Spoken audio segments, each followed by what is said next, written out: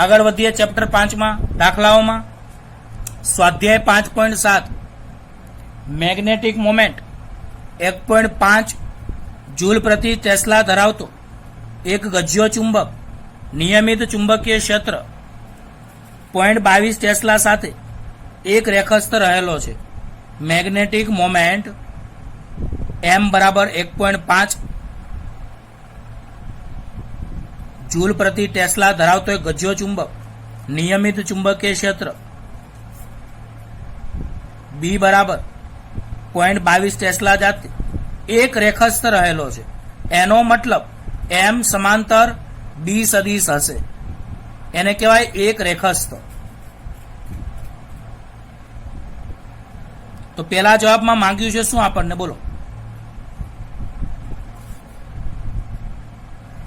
તો પેલા જવાબમાં માંગ્યું છે બાહ્ય ટોર્ક દ્વારા કેટલું કાર્ય કરવું પડે કે જેથી તેની મેગ્નેટિક મોમેન્ટ ક્ષેત્રની દિશામાં અને ક્ષેત્રની દિશાથી વિરુદ્ધ ગોઠવાય. બરાબર યાદ રાખજો તમે. બોલો, મેગ્નેટિક મોમેન્ટ. તો અહીંયા બાહ્ય ટોર્ક દ્વારા કેટલું કાર્ય કરવું પડે કે જેથી તેની મેગ્નેટિક મોમેન્ટ ક્ષેત્રની લંબ દિશામાં અને ક્ષેત્રની દિશાથી વિરુદ્ધ ગોઠવાય. તો પહેલા આપણે પ્રારંભિક સ્થિતિમાં m અને b એક રેખસ્થ છે, એટલે કે θ1 બરાબર 0 છે. તો બોલો, પ્રારંભમાં ગજ્યા ચુંબકની ચુંબકીય ચાક માત્રા m સદિશ અને b વચ્ચેનો ખૂણો θ1 બરાબર 0 છે. કારણ કે આપણને પ્રારંભમાં રકમમાં કહ્યું છે કે મેગ્નેટિક મોમેન્ટ 1.5 જૂલ પ્રતિ ટેસ્લા ધરાવતો એક ગજ્યો ચુંબક નિયમિત ચુંબકીય ક્ષેત્ર સાથે એક રેખસ્થ છે. એટલે પ્રારંભમાં ગજ્યા ચુંબકની ચુંબકીય ચાક માત્રા m સદિશ અને b સદિશ વચ્ચેનો ખૂણો θ1 બરાબર 0 છે. જ્યારે m સમાંતર b અને જ્યારે m અને b પરસ્પર લંબ રૂપે ગોઠવાય ત્યારે θ2 બરાબર 90 થાય. તો એનો મતલબ પ્રારંભિક સ્થિતિમાં θ1 બરાબર 0 અને બીજી સ્થિતિમાં ક્ષેત્રની લંબ દિશા આપણને કીધી છે. એનો મતલબ કે m અને b પરસ્પર લંબ હોય ત્યારે θ2 બરાબર 90. તો પ્રારંભિક સ્થિતિમાં θ1 બરાબર 0 લેવાનું છે અને બીજી અંતિમ સ્થિતિમાં θ2 બરાબર 90. તો આ કાર્યનું સૂત્ર આપણે આની આગળના લેક્ચરમાં ભણી ગયા કે ગજ્યા ચુંબકને લંબ રૂપે ગોઠવવા કરવું પડતું કાર્ય, ગજ્યા ચુંબકને લંબ રૂપે ગોઠવવા કરવું પડતું કાર્ય W1 બરાબર MB કૌંસમાં cos θ1 માઇનસ cos θ2. W1 બરાબર MB કૌંસમાં cos θ1 માઇનસ cos θ2. આ સૂત્ર યાદ રાખજો. આ ક્યારે વાપરવાનું? તો θ1 થી θ2 પરિભ્રમણ દરમિયાન કરવું પડતું કાર્ય W1 બરાબર MB cos θ1 માઇનસ cos θ2. જો માઇનસ સામાન્ય કાઢો તો minus MB cos θ2 minus cos θ1 તમે લખી શકો છો. તો અહીંયા W1 બરાબર M તમને 1.5 આપ્યા છે, B તમને 0.22 ટેસ્લા આપેલા છે, θ1 0, θ2 90. એટલે cos 0 ની કિંમત 1, cos 90 ની કિંમત 0. એટલે W1 બરાબર 0.33 જૂલ એ પ્રારંભિક સ્થિતિમાં કાર્ય આવ્યું. એનો મતલબ પહેલા θ1 બરાબર 0 એ તો હતું જ, અને ક્ષેત્રની લંબ દિશામાં એટલે θ2 બરાબર 90. હજુ આગળ રકમમાં શું કીધું તે ક્ષેત્રની દિશાથી વિરુદ્ધ ગોઠવાય.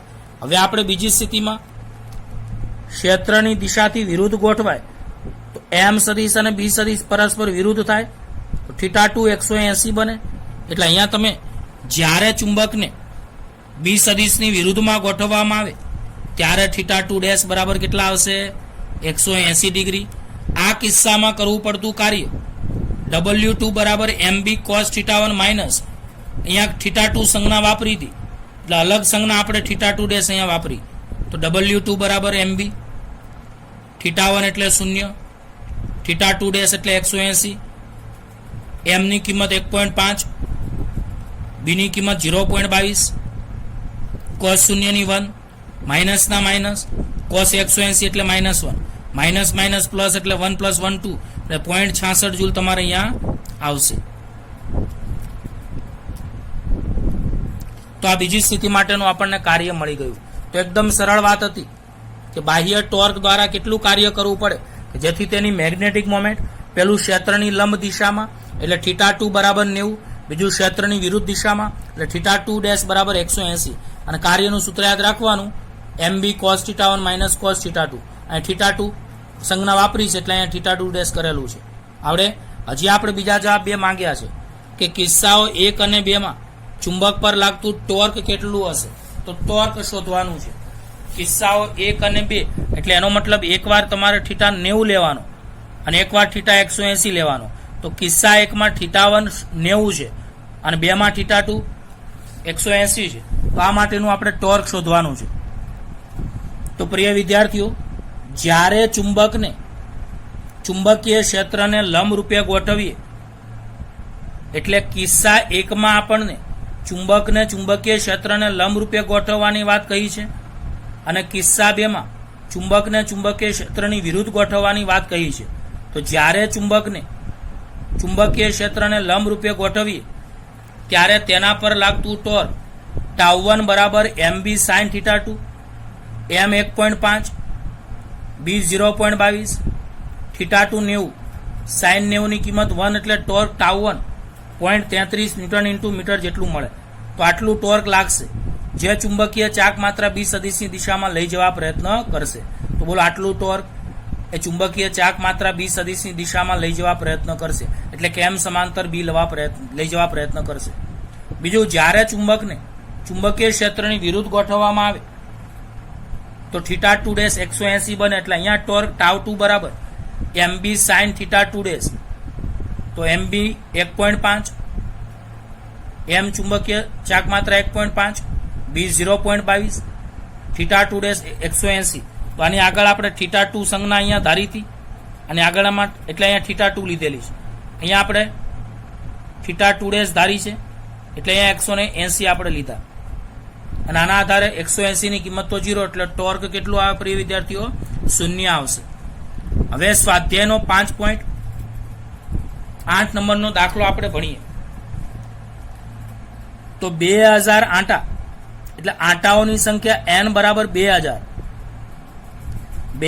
આંટા અને 1.6 ગુણ્યા 10⁻⁴ મીટર સ્ક્વેર જેટલું આડછેદનું ક્ષેત્રફળ ધરાવતા ક્ષેત્રફળ એ બરાબર 1.6 ગુણ્યા 10⁻⁴ મીટર સ્ક્વેર જેટલું આડછેદનું ક્ષેત્રફળ ધરાવતા એક સોલેનોઇડમાંથી 4 એમ્પિયર વિદ્યુત પ્રવાહ પસાર થાય છે.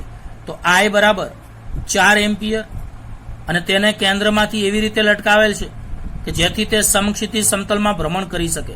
તો 2000 આંટા એટલે n બરાબર 2000, 1.6 ગુણ્યા 10⁻⁴ મીટર સ્ક્વેર જેટલું આડછેદનું ક્ષેત્રફળ એટલે એ બરાબર 1.6 ગુણ્યા 10⁻⁴, 4 એમ્પિયર પ્રવાહ પસાર થાય છે એટલે I બરાબર 4 એમ્પિયર. તેને કેન્દ્રમાંથી એવી રીતે લટકાવેલ છે જેથી તે સમક્ષિતિજ સમતલમાં ભ્રમણ કરી શકે. પહેલો જવાબ, સોલેનોઇડ સાથે સંકળાયેલી મેગ્નેટિક મોમેન્ટ કેટલી હશે? તો સોલેનોઇડ સાથે સંકળાયેલી મેગ્નેટિક મોમેન્ટ તમારે શોધવી છે. મેગ્નેટિક મોમેન્ટનું બીજું નામ ચુંબકીય ચાક માત્રા. મેગ્નેટિક મોમેન્ટનું બીજું નામ ચુંબકીય ચાક માત્રા. તો બોલો સોલેનોઇડની ચુંબકીય ચાક માત્રા શોધવાનું સૂત્ર ms બરાબર NIA. ms એટલે સોલેનોઇડની ચુંબકીય ચાક માત્રા, આંટાઓની સંખ્યા n 2000, વિદ્યુત પ્રવાહ I4, ક્ષેત્રફળ 1.6 ગુણ્યા 10⁻⁴ 128 ગુણ્યા 10⁻², 1.28 જૂલ પ્રતિ ટેસ્લા મળશે. બોલો આ ચાક માત્રાની દિશા જમણા હાથના સ્ક્રૂના નિયમ પરથી વિદ્યુત પ્રવાહને અનુરૂપ સોલેનોઇડની અક્ષ પર મળે છે. આ ચાક માત્રાની દિશા જમણા હાથના સ્ક્રૂના નિયમ પરથી વિદ્યુત પ્રવાહને અનુરૂપ સોલેનોઇડની અક્ષ પર મળે છે. બીજો જવાબ, જો સોલેનોઇડની અક્ષ સાથે 30 ડિગ્રીનો કોણ બનાવતી દિશામાં 7.5 ગુણ્યા 10⁻² ટેસ્લા જેટલું નિયમિત સમક્ષિતિજ ચુંબકીય ક્ષેત્ર ઉત્પન્ન કરવામાં આવે તો સોલેનોઇડ પર લાગતા બળ અને ટોર્કના મૂલ્યો કેટલા હશે? તો અહીંયા મેં આકૃતિ તમને બતાવેલી છે. સોલેનોઇડ સાથે 30 ડિગ્રીનો કોણ બનાવતી દિશામાં B બરાબર 7.5 ગુણ્યા 10⁻² ટેસ્લા અને થીટા બરાબર 30 ડિગ્રીનો ખૂણો. તો સોલેનોઇડની અક્ષ સાથે 30 ડિગ્રીનો કોણ બનાવતી દિશામાં થીટા બરાબર 30, 7.5 ગુણ્યા 10⁻² ટેસ્લા જેટલું નિયમિત સમક્ષિતિજ ચુંબકીય ક્ષેત્ર ઉત્પન્ન કરવામાં આવે તો સોલેનોઇડ પર લાગતું બળ અને ટોર્કનું મૂલ્ય શોધો. તો તમારે બળ અને ટોર્ક શોધવાનું છે, પણ એની પહેલા એક વાત તમને સમજાવી દો. કોઈને યાદ હોય તો તમારે એફ બરાબર ક્યુઈ આવું આવ્યું હતું, કોઈને યાદ હોય તો. ચેપ્ટર 1 માં આવું સૂત્ર હતું, એફ બરાબર ક્યુઈ. હા કે ના? તો અહીંયા ચેપ્ટર નંબર 5 માં કાલે કહ્યું હતું મેં કે બળની જગ્યાએ તો બળ, પણ જ્યાં વિદ્યુત ભાર ક્યુ આવે તો અહીંયા તમારે ધ્રુવમાન ક્યુએમ આવે. તો ધ્રુવમાનની સંજ્ઞા કાલે મેં ધ્રુવમાનની સંજ્ઞા ક્યુએમ કીધી હતી, પણ એની જગ્યાએ આપણે પી પણ લઈ શકીએ છીએ. એટલે ધ્રુવમાનની સંજ્ઞા ક્યુએમ અથવા પી લઈ શકાય. તો અહીંયા એફ બરાબર પીઈ તમે લખી શકો છો, એટલે પીબી લખી શકો છો. કેવી રીતે આવ્યું ફરીવાર કહું છું. ચેપ્ટર 1 માં બળનું સૂત્ર એફ બરાબર ક્યુઈ હતું, તો ચેપ્ટર 5 માં એફ ની જગ્યાએ એફ જ બરાબરના બરાબર, પણ વિદ્યુત ભાર ક્યુની જગ્યાએ ધ્રુવમાન ક્યુએમ લખાય, અથવા એની સંજ્ઞા પી લખી શકાય, સ્મોલ પી. એટલે અહીંયા સ્મોલ પી લખ્યું. વિદ્યુત ક્ષેત્ર એની જગ્યાએ બી. તો હવે એટલું યાદ રાખજો કે આ સોલેનોઇડ, આ ચુંબકીય ક્ષેત્ર બી સદિશ, આ સોલેનોઇડનો ઉત્તર ધ્રુવ, આ સોલેનોઇડનો દક્ષિણ ધ્રુવ. તો બોલો આ ચુંબકીય ક્ષેત્ર બી સદિશ, આ ચુંબકીય ક્ષેત્ર બી સદિશ, આ સોલેનોઇડ, આ એનો ઉત્તર ધ્રુવ અને આ દક્ષિણ ધ્રુવ. તો બોલો ઉત્તર પર ચુંબકીય ક્ષેત્રની દિશામાં Fn બરાબર પીબી જેટલું બળ લાગે અને દક્ષિણ પર Fs બરાબર માઇનસ પીબી જેટલું બળ લાગે.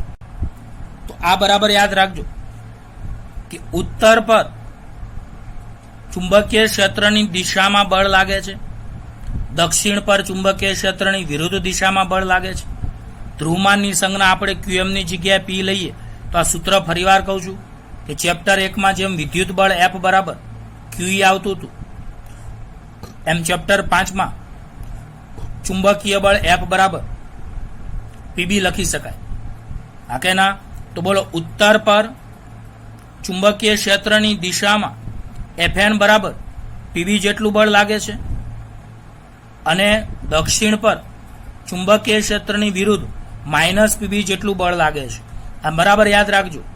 ગજ્યો ચુંબક હોય અથવા ચુંબકીય સોય હોય અથવા સોલેનોઇડ હોય, ફરીવાર ગજ્યો ચુંબક હોય અથવા ચુંબકીય સોય હોય અથવા સોલેનોઇડ હોય, તો એને ચુંબકીય ક્ષેત્રમાં મૂકતા હંમેશા ઉત્તર પર ચુંબકીય ક્ષેત્રની દિશામાં Fn બરાબર પીબી અને દક્ષિણ પર ચુંબકીય ક્ષેત્રની વિરુદ્ધ દિશામાં Fs બરાબર માઇનસ પીબી જેટલું બળ લાગે છે.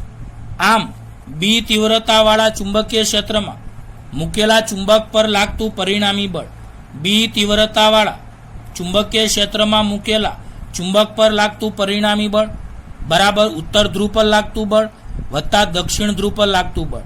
તો બોલો પરિણામી બળ એફ સદિશ બરાબર ઉત્તર ધ્રુવ પર લાગતું બળ વત્તા દક્ષિણ ધ્રુવ પર લાગતું બળ.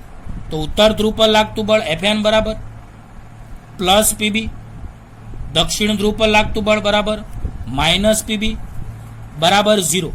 તો ઉત્તર ધ્રુવ પર લાગતું બળ Fn બરાબર પ્લસ પીબી, દક્ષિણ ધ્રુવ પર લાગતું બળ Fs બરાબર minus PB plus PB minus PB બરાબર 0. એટલે બળ બરાબર 0. હવે સોલેનોઇડ પર લાગતું ટોર્ક આપણને માંગ્યું છે, કારણ કે આપણને રકમમાં બે જવાબ માંગ્યા હતા. એક તો સોલેનોઇડ પર લાગતું બળ અને બીજું ટોર્કનું મૂલ્ય. તો બોલો ટોર્કનું સૂત્ર ટાઉ 2. એ ટાઉ 2 ન લખવું હોય તો ખાલી ટાઉ પણ તમે લખી શકો છો. બોલો ટોર્ક ટાઉ બરાબર mb sin થીટા, ટાઉ બરાબર એમ આપણે આગળ ઉપર 1.28 શોધી. ચુંબકીય ક્ષેત્ર બી આપણને 7.5 ગુણ્યા 10-2 આપેલું છે. થીટા 30, તો 1.28 ગુણ્યા 7.5 ગુણ્યા 10-2, સાઇન 30 ની કિંમત 1/2, એટલે ટોર્ક બરાબર 48 ગુણ્યા 10-3 જૂલ આવશે. આમ ટોર્કની દિશા એવી હોય છે કે જેથી બી સદિશની દિશા સોલેનોઇડની અક્ષને સમાંતર મળે. બોલો ટોર્કની દિશા એવી હોય છે કે જેથી બી સદિશની દિશા સોલેનોઇડની અક્ષને સમાંતર મળે. તો બીજી વાર રિવિઝન કરાવવાની પ્રિય વિદ્યાર્થીઓ આવશ્યકતા નથી ને?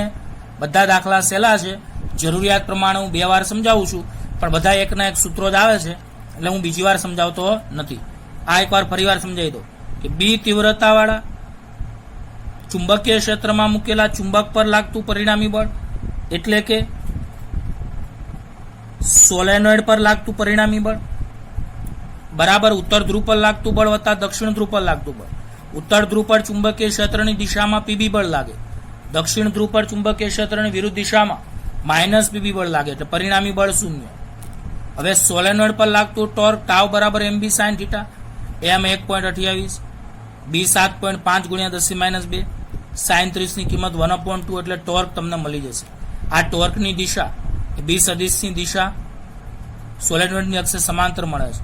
ટોર્કની દિશા એવી હોય છે કે જેથી ચુંબકીય ક્ષેત્ર બી ની દિશા સોલેનોઇડની અક્ષને કેવી મળે? સમાંતર મળે. સ્વાધ્યાયનો 5.9 16 આંટા અને 10 સેન્ટીમીટર ત્રિજ્યા ધરાવતું એક વર્તુળાકાર ગૂંચળું 0.75 એમ્પિયર વિદ્યુત પ્રવાહ ધરાવે છે. તો એટલું યાદ રાખો, અહીંયા તમને આંટાઓની સંખ્યા કેટલી આપેલી છે? બોલો, આંટાઓની સંખ્યા n બરાબર 16, 10 સેન્ટીમીટર ત્રિજ્યા, તો અહીંયા તમને ત્રિજ્યા r બરાબર 10 સેન્ટીમીટર, 100 વડે ભાગો તો 0.1 મીટર ધરાવતું એક વર્તુળાકાર ગૂંચળું 0.75 એમ્પિયર વિદ્યુત પ્રવાહ ધરાવે છે. એટલે I બરાબર 0.75 એમ્પિયર વિદ્યુત પ્રવાહ ધરાવે છે. અને બી 5 ગુણ્યા 10⁻² ટેસ્લા મૂલ્ય ધરાવતા બાહ્ય ચુંબકીય ક્ષેત્રને લંબ રૂપે સ્થિર રહેલું છે. એટલે બી ચુંબકીય ક્ષેત્ર 5 ગુણ્યા 10⁻² ટેસ્લા. હવે અહીંયા તમને લોકોને સ્પષ્ટ કહ્યું છે કે ગૂંચળું કેવું છે? ચુંબકીય ક્ષેત્રને લંબ છે.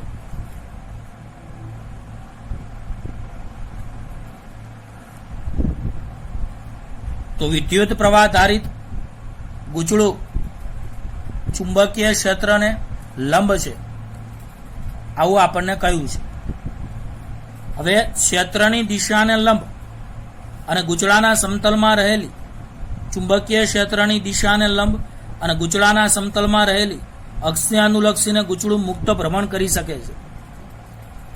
જ્યારે ગૂંચળાને થોડું ઘુમાવીને છોડી દેવામાં આવે ત્યારે તેની સ્થિર સંતુલન સ્થિતિની આસપાસ 2 સેકન્ડ ઇન્વર્સ આવૃત્તિથી આંદોલન કરે છે. એટલે અહીંયા આવૃત્તિની સંજ્ઞા એફઆઈ લેવાય અથવા ન્યુ પણ લેવાય, જે તમને 2 સેકન્ડ ઇન્વર્સ આપેલી છે. ગૂંચળાની તેની ભ્રમણ અક્ષને અનુલક્ષીને જડત્વની ચાક માત્રા આઈ તમારે શોધવાની છે. આ કેના? તો બોલો, 16 આંટા એટલે n બરાબર 16, 10 સેન્ટીમીટર ત્રિજ્યા એટલે r બરાબર 10 સેન્ટીમીટર, 100 વડે ભાગો તો 0.1 મીટર, એક વર્તુળાકાર ગૂંચળું 0.75 એમ્પિયર વિદ્યુત પ્રવાહ ધરાવે છે. તો I બરાબર 0.75 એમ્પિયર અને 5 ગુણ્યા 10⁻² ટેસ્લા એટલે બી બરાબર 5 ગુણ્યા 10⁻² ટેસ્લા ધરાવતા બાહ્ય ચુંબકીય ક્ષેત્રને લંબ રૂપે સ્થિર રહેલું છે. ક્ષેત્રની દિશાને લંબ અને ગૂંચળાના સમતલમાં રહેલી અક્ષને અનુલક્ષીને ગૂંચળું મુક્ત ભ્રમણ કરી શકે છે. જ્યારે ગૂંચળાને થોડું ઘુમાવીને છોડી દેવામાં આવે ત્યારે તે તેની સ્થિર સંતુલન સ્થિતિની આસપાસ 2 સેકન્ડ ઇન્વર્સ આવૃત્તિ એટલે ન્યુ બરાબર 2 સેકન્ડ ઇન્વર્સ. તો ગૂંચળાની તેની ભ્રમણ અક્ષને અનુલક્ષીને જડત્વની ચાક માત્રા તમારે આઈ શોધવાની છે. તો બોલો, આપણે ગયા લેક્ચરમાં થિયરીમાં સૂત્ર ભણાવ્યું હતું કે ચુંબકીય ક્ષેત્રમાં કોઇલ એટલે કે ગૂંચળું એના દોલનનો આવર્તકાળ ટી બરાબર 2π√, ટી બરાબર 2π√, I/MB ભણી ચૂક્યા છીએ. પણ પ્રિય વિદ્યાર્થીઓ, તમને ખબર છે કે આવર્તકાળ અને આવૃત્તિ એ વ્યસ્ત પ્રમાણમાં હોય છે.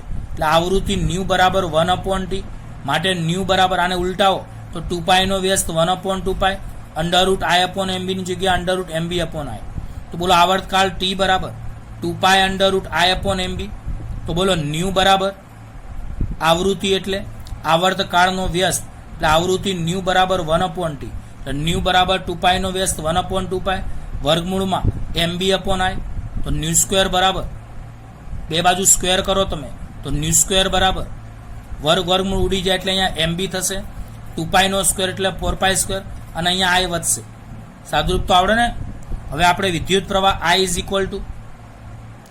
MB, સોરી, I એટલે જડત્વની ચાક માત્રા, I એટલે જડત્વની ચાક માત્રા જે તમારે શોધવાની છે. તો જડત્વની ચાક માત્રાની સંજ્ઞા I છે. ભૂલમાં તમે આને વિદ્યુત પ્રવાહ વાંચો એટલે મેં અહીંયા જડત્વની ચાક માત્રા લખ્યું. હવે I ભાગાકારમાંથી ગુણાકારમાં ન્યુ સ્ક્વેર નીચે, તો I બરાબર MB अपॉन 4π² ν². बोलो I बराबर mb अपॉन 4π² ν². तो I बराबर चुंबकीय डायपोल मोमेंट m बराबर ni है, तो m बराबर ni है, b ना b 4π² ν² એમને અહીંયા સ્મોલ i કેમ લખ્યું? કારણ કે અહીંયા કેપિટલ I એ જડત્વની ચાક માત્રા માટેની સંજ્ઞા છે, એટલે અહીં સ્મોલ i આપણે વિદ્યુત પ્રવાહની સંજ્ઞા ધારી, કારણ કે બે મિક્સ ના થઈ જાય એટલા માટે. આમ તો i' પણ ધારી શકો છો. ફરીવાર કહું છું, અહીંયા કેપિટલ I જડત્વની ચાક માત્રાની સંજ્ઞા છે, તો વિદ્યુત પ્રવાહની સંજ્ઞા મેં સ્મોલ i લીધી, બદલાઈ ના જાય એટલા માટે. તો I જડત્વની ચાક માત્રા I બરાબર mb ના mb 4π² ના 4π² ν² ને નીચે લઈ જાઓ. હવે અહીંયા m બરાબર ni એ સૂત્ર તમે જાણો છો, તો m બરાબર ni એ, b ના b 4π² ν².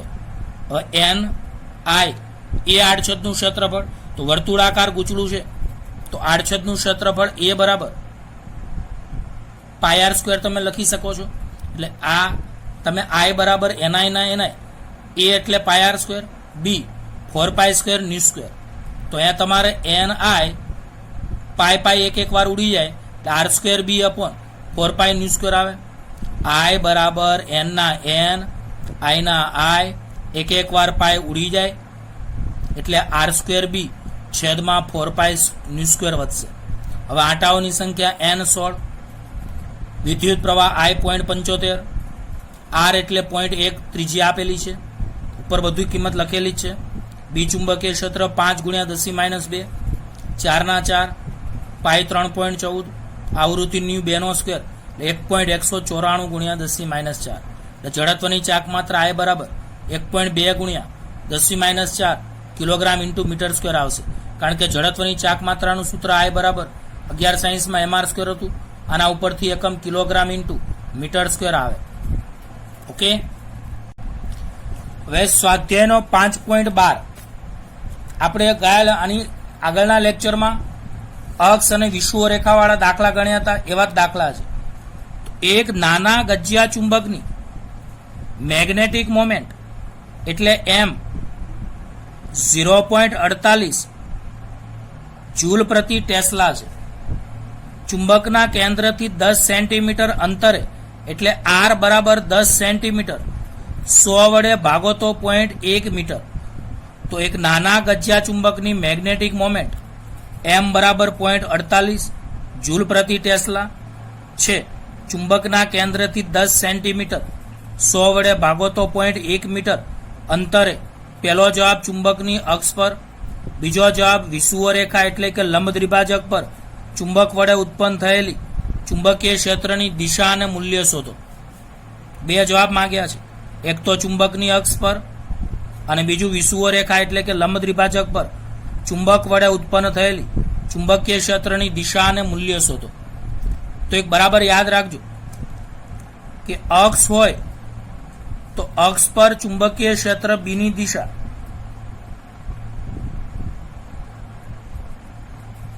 હંમેશા અક્ષ પર ચુંબકીય ક્ષેત્રની દિશા હંમેશા m સદિશની દિશામાં એટલે કે દક્ષિણથી ઉત્તર હોય છે. આ સનાતન સત્ય MCQ માટે યાદ રાખજો.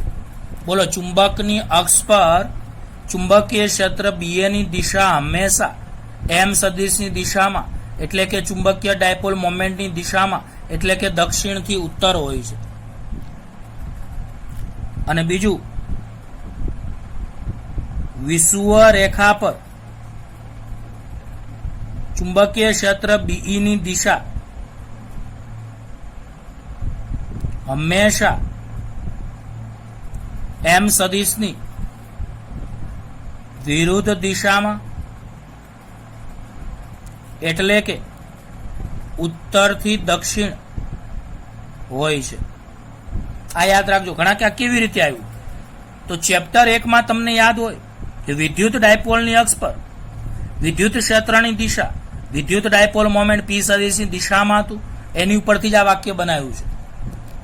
ચેપ્ટર 1 માં વિદ્યુત ડાયપોલની અક્ષ પર વિદ્યુત ક્ષેત્રની દિશા હંમેશા વિદ્યુત ડાયપોલ મોમેન્ટની દિશામાં હોય છે એવું આવતું હતું. એની ઉપરથી જ આપણે ડાયરેક્ટ લખવાનું છે કે ચુંબકીય ડાયપોલની અક્ષ પર ચુંબકીય ક્ષેત્રની દિશા હંમેશા ચુંબકીય ડાયપોલ મોમેન્ટ એમ સદિશની દિશામાં એટલે કે દક્ષિણથી ઉત્તર હોય છે. આ એમસીક્યુ માટે હંમેશા યાદ રાખજો. આ જ રીતે વિષુવવ રેખા પર વિદ્યુત ડાયપોલની વિષુવવ રેખા પર વિદ્યુત ક્ષેત્રની દિશા વિદ્યુત ડાયપોલ મોમેન્ટ પીની વિરુદ્ધ દિશામાં હતી. એની ઉપરથી જ આપણે ચેપ્ટર 1ના વિધાન ઉપરથી જ આ બનાવીએ. તો બોલો, ચુંબકીય ડાયપોલની વિષુવવ રેખા પર ચુંબકીય ક્ષેત્રની દિશા હંમેશા ચુંબકીય ડાયપોલ મોમેન્ટની વિરુદ્ધ દિશામાં એટલે કે ઉત્તરથી દક્ષિણ હોય છે. તો તમારે અહીંયા 2 જવાબ માંગ્યા હતા. ફરીવાર, એક નાના ગજિયા ચુંબકની મેગ્નેટિક મોમેન્ટ m બરાબર 0.48 જૂલ પ્રતિ ટેસ્લા છે. ચુંબકના કેન્દ્રથી r બરાબર 10 સેન્ટીમીટર એટલે 100 વડે ભાગો તો 0.1 મીટર અંતરે ચુંબકની અક્ષ પર અને વિષુવવ રેખા પર ચુંબક વડે ઉત્પન્ન થયેલી ચુંબકીય ક્ષેત્રની દિશા અને મૂલ્ય શોધો. તો ચલો, અક્ષ પરના બિંદુ માટે આપણે ચુંબકીય ક્ષેત્ર શોધવાનું સૂત્ર BA બરાબર μ0/4π 2m/r3 જાણીએ છીએ. આ યાદ જ રાખી લેજો. અક્ષ પર ચુંબકીય ક્ષેત્ર શોધવાનું સૂત્ર B અક્ષ અથવા BA બરાબર μ0/4π 2m/r3. μ0/4π ની કિંમત તમે અહીંયા 10⁻7 લખી શકો છો.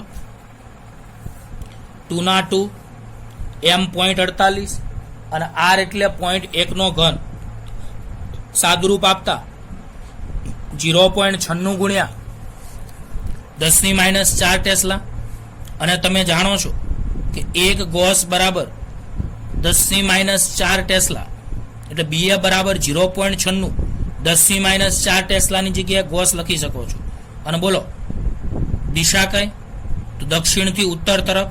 અહીંયા કૌંસમાં આવશે, અહીંયા કૌંસમાં તમારે આ લખવાનું આવશે, દક્ષિણથી ઉત્તર તરફ ચુંબકીય ચાક માત્રાની દિશામાં. એટલે બોલો, અહીંયા તમે ચુંબકીય ક્ષેત્ર BA ની દિશા દક્ષિણથી ઉત્તર તરફ એટલે કે ચુંબકીય ચાક માત્રાની દિશામાં આવશે. હવે બીજો જવાબ, વિષુવવ રેખા પરના બિંદુ માટે B વિષુવવ રેખા એવું ના લખવું હોય તો એની સંજ્ઞા B છે.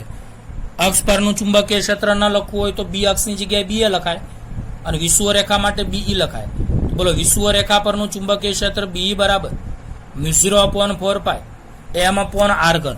તો બોલો, μ0/4π ની જગ્યાએ 10⁻7 m ની જગ્યાએ 0.48 r અંતર 0.1 સાદુરૂપ આપતા BE બરાબર 0.48 ગુણ્યા 10⁻4 ટેસ્લા. 10⁻4 ટેસ્લા અને ગોસ કહેવાય એટલે BE બરાબર 0.48 ગુણ્યા 10⁻4 ટેસ્લાની જગ્યાએ ગોસ. અને બોલો, અહીંયા દિશા કઈ આવશે? ઉત્તરથી દક્ષિણ તરફ. એટલે અહીંયા લખી શકાય BE ની દિશા ઉત્તરથી દક્ષિણ તરફ હશે. આવડે કે ના આવડે? તો આ રીતે પ્રિય વિદ્યાર્થીઓ, આ લેક્ચરમાં આપણે આટલે સુધીના દાખલાઓ રાખી બાકીનો અભ્યાસ આપણે અને પછીના લેક્ચરોમાં કરીશું. ધન્યવાદ.